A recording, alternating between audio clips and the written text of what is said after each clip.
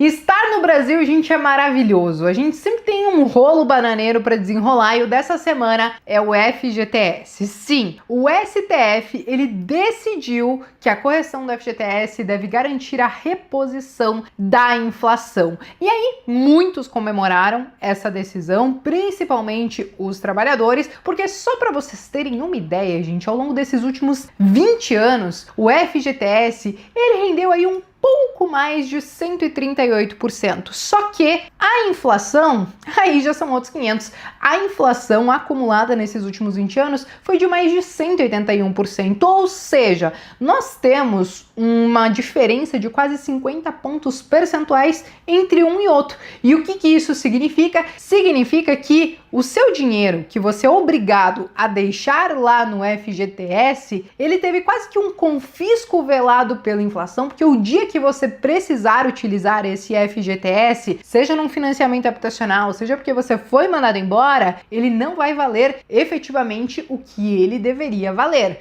Mas as coisas estão prestes a mudar, porque nós tivemos essa decisão do STF. E aí eu quero trazer as principais mudanças, alguns pontos aí de ponderação, né? Porque pode acabar impactando um outro lado que talvez alguns não estão notando, mas também quero responder as principais dúvidas a respeito desse tema. Então antes, é claro que eu faço convite para você deixar o seu like, se inscrever aqui no canal e clicar no sininho, porque tem conteúdo novo toda semana. E claro, fiquem à vontade para deixar a opinião de vocês nos comentários. Claro que eu sempre peço um pouco de cordialidade entre vocês, ainda que eu sei que às vezes vocês acabam aí perdendo a linha. Mas vamos lá, né, gente? Basicamente, o FGTS até então, ele é corrigido por 3% mais TR, mais distribuição de lucro. Tem funcionado assim há muitos anos, e a distribuição de lucro desde 2016, 2017 que ela começou a acontecer, porque sempre teve essa polêmica justamente de que o FGTS não consegue bater a inflação, e como eu mostrei para vocês em uma janela maior, não bate nem a inflação e nem a poupança, e aí por isso que a gente diz que isso é um confisco velado, porque geralmente você tem o Estado gastando muito, você tem políticas monetárias que em alguns momentos podem ser errados e que podem impactar na inflação, e aí você é obrigado a deixar um dinheiro lá, mas por culpa de quem te obriga a deixar o dinheiro lá, você perde o seu poder de compra e eles não estão nem aí para corrigir isso. Mas essa discussão começou há algum tempo para ter essa mudança, né? E aí basicamente eu acho que vocês devem ter visto um vídeo que viralizou no final do ano passado, se eu não me engano, do ministro Barroso,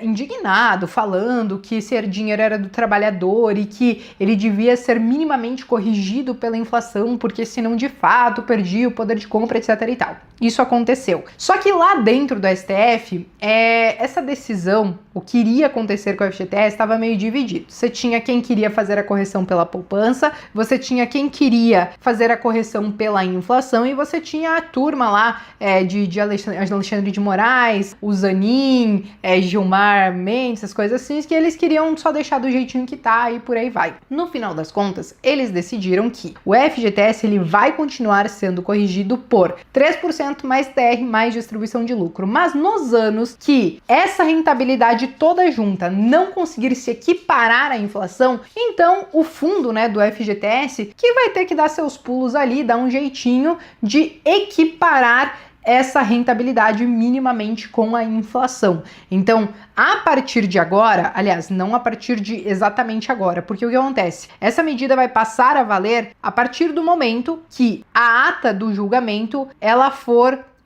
protocolada. E aí isso deve acontecer, claro, nos próximos dias, nas próximas semanas, e aí os próximos depósitos do FGTS, né, que a empresa fizer ali para você, aí esses depósitos vão ser corrigidos minimamente pela inflação. Aí vem a pergunta, Bea, mas e o que eu já tenho no FGTS há 10, 15, 20 anos? Querido, minha querida, você não é do judiciário, você talvez não seja político e você não vai conseguir a retroatividade desse FGTS como essas categorias conseguem para alguns benefícios dele. Então você esquece o que aconteceu lá para trás. Aquela rentabilidade que eu trouxe inicial para vocês de 138% aconteceu, já foi, não vai ser alterado. O que vai acontecer é daqui para frente, tá? E o porquê que essa medida ela estava gerando muita polêmica, né, gente? Basicamente porque o governo atual, ele não queria essa troca. Ele não queria mexer no FGTS do jeito que ele tá. Porque o FGTS, ele financia vários programas, principalmente, por exemplo, o de financiamento habitacional, que para quem me acompanha mais tempo sabe que eu trabalhei um tempo na Caixa, inclusive no financiamento habitacional.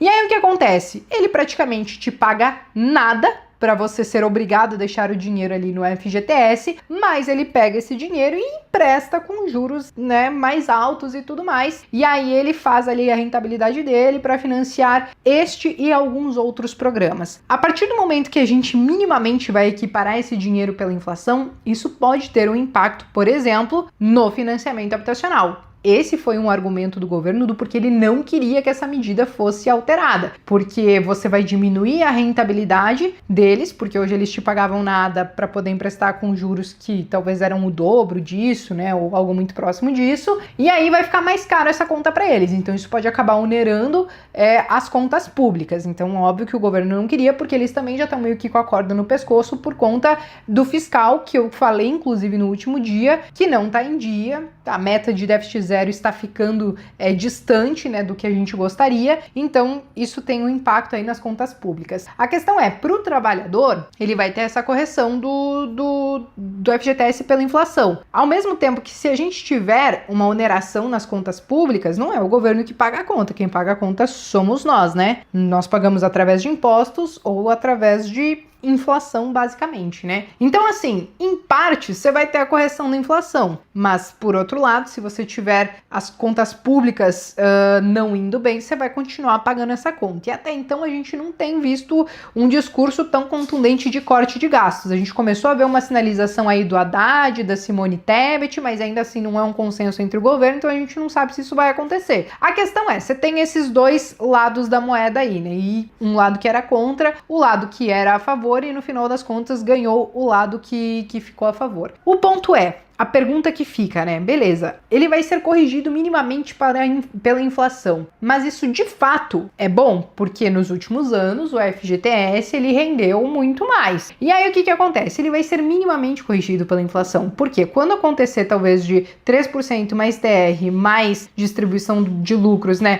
ficar acima da inflação, o FGTS pode ter uma rentabilidade então acima da inflação. Se eles vão querer de fato entregar essa rentabilidade maior, aí já são outros 500. Talvez a distribuição de lucro possa ser um pouco menor para meio que equiparar ali a inflação e eles, né, não saírem perdendo no meio dessa também. E eu digo isso porque muitos começaram a olhar esses últimos anos, porque como eu falei para vocês, quando a gente olha no longo prazo, o FGTS não cobre poupança, não cobre a inflação. Mas nos últimos 3 anos, como vocês podem ver nessa imagem aqui, em 2020, por exemplo, o FGTS, ele superou aí os 4,92, que ficou acima do IPCA, que ficou acima da Selic, que ficou inclusive acima da poupança. Mas aquilo ali era um momento atípico, né, de pandemia, onde a gente marretou taxa Selic para baixo. Falamos na época, inclusive em vídeo aqui no canal, falando, olha, isso aqui pode dar problema, meus caros, de inflação lá na frente. Aí, dito e feito, vejam 2021, tivemos um efeito rebote. Taxa de juros rapidamente teve que ir para 9,25, porque a inflação explodiu, acima de 10%.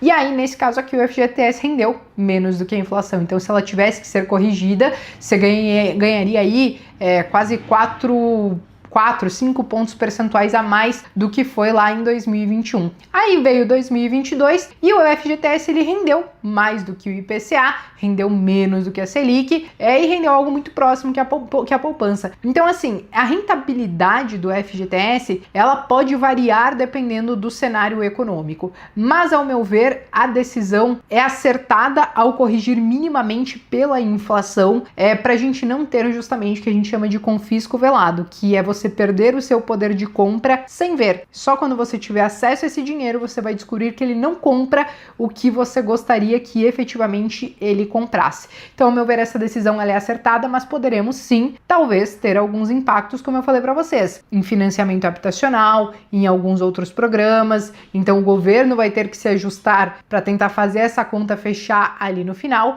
mas esses efeitos nós vamos ver, então, daqui para frente. A questão é, do jeito que estava, óbvio que estava sendo muito mais vantajoso para o governo em si do que para o próprio trabalhador. E aí parecia algo muito injusto, já que o trabalhador ele é obrigado a deixar aquele dinheiro lá, né? Não foi ele que escolheu, ele é obrigado a deixar o dinheiro lá e ainda não tinha uma rentabilidade esperada. Mas basicamente, gente, são essas então as principais atualizações sobre a questão do FGTS. Eu queria trazer o que aconteceu, como aconteceu, até mesmo para a gente analisar os possíveis impactos, mas saiba então que a partir dos próximos dias e dos próximos depósitos do FGTS, ele já vai ter ali uma rentabilidade minimamente diferente, pelo menos pela inflação. Mas agora eu quero saber de vocês. O que vocês acharam dessa medida? Foi acertada? Não foi acertada? Ficou alguma ponta solta aí que talvez a gente não tenha percebido? Coloque aqui nos comentários que eu quero saber. Eu me despeço por aqui, mas vejo vocês então no próximo vídeo.